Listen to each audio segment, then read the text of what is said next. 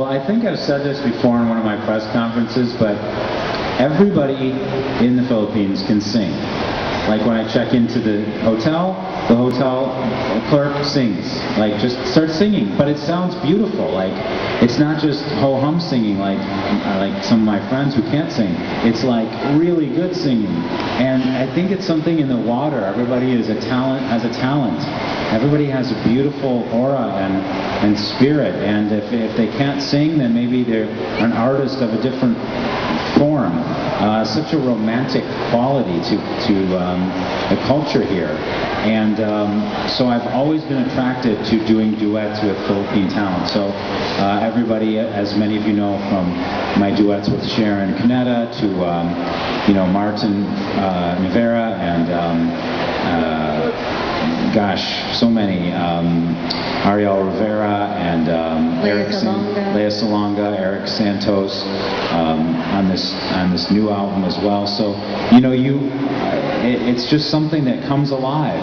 In fact, even like this morning when I was on the TV show at ABS-CBN, we never rehearsed. We did Valentine with the host there, and I never met her, and I just started playing, and then she just started singing like we had rehearsed it 20 times or something, and it's just amazing. So I hope that in my future there'll be a lot more duet partnerships with great Filipino talent.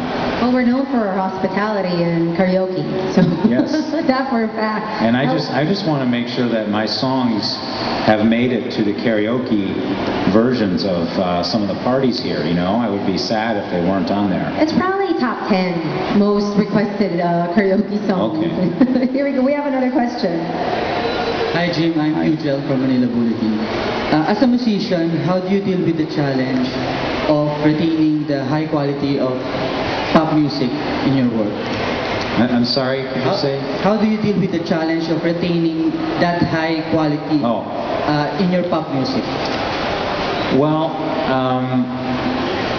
I never think that you should force creativity. I think that it comes when it's supposed to come. It's not something that should have a deadline to it. Creativity should not be put under any sort of deadline. So I think when you're honest and authentic about what you're writing about, it comes naturally to you.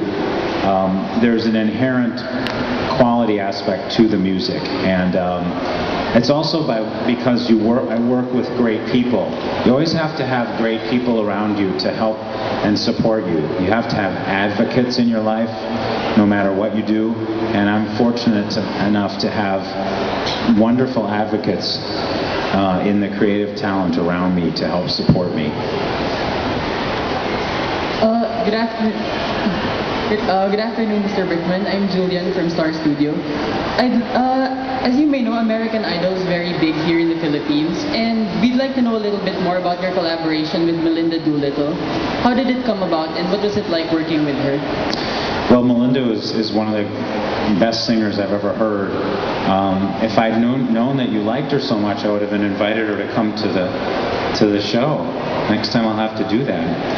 But I was so impressed with her on the show, and I'm not a huge fan of that show, but when I see great talent like her, then I think, wow, that's really great. And she's as nice as she could be. She was in my TV special, Beautiful World, and she it just comes out of her. But what's interesting about her story, and we talk about this on the TV special, is that she was tone deaf when she was growing up. And her mother told her, just smile because you have a lot of charisma and maybe people won't notice that you don't have any talent. And she said, if it's the last thing I do, I'm going to overcome my tone deafness and I'm going to sing my heart out. And then she did.